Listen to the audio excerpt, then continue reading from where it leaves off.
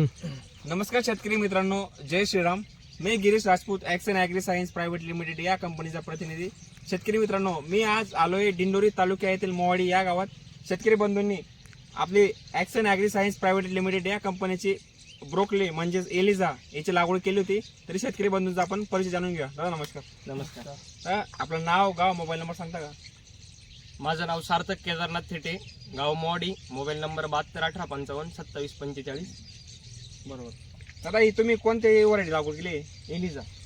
शेतकरी मित्रांनो तुम्ही बघू शकता, दादांनी आपले एलिझा ची लागवड केली होती. आता किती दिवसाचा प्लॉट आहे? आता 53 ते 60 पर्यंत दिवसाचा प्लॉट आहे. काही 60 दिवसाचा आहे, काही 53 दिवसाचा आहे. बरोबर. दादा तुम्ही बाजूला कोणती लागवड केली? बाजूला ती एक होती, कंपनी दिलेली होती ते मला नाही सांगता. शेतकरी मित्रांनो, नामांकित कंपनीची व्हरायटीची लागवड केली दादांनी. दादा तिच्यात आणि याच्यात डिफरंट काय आहे? ही आहे ना, जरा या व्हरायटीपेक्षा ही व्हरायटी ना मार्केटमध्ये फास्ट विक्रीसाठी फास्ट आहे.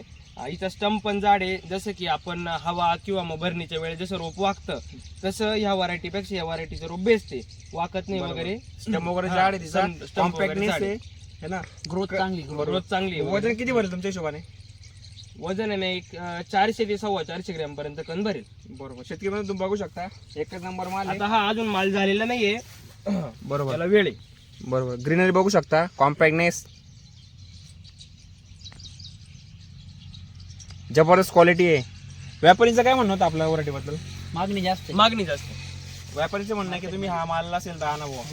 शेतकरी म्हणतो आपण दादांना 2-3 ट्रे दिले होते, तरी पुढच्या येणाऱ्या काळात तुम्ही व्हरायटीची लागवड करणार आहे का? नक्कीच. बरोबर. आजूबाजू शेतकरी त्यांना काय सांगू इच्छिता तुम्ही? जे बाकीच्या कंपन्या आहे त्याच्यापेक्षा मला ही एलिझा, या तुमच्या कंपनीची एलिझा जी व्हरायटी ती जरा बेस्ट वाटली आहे.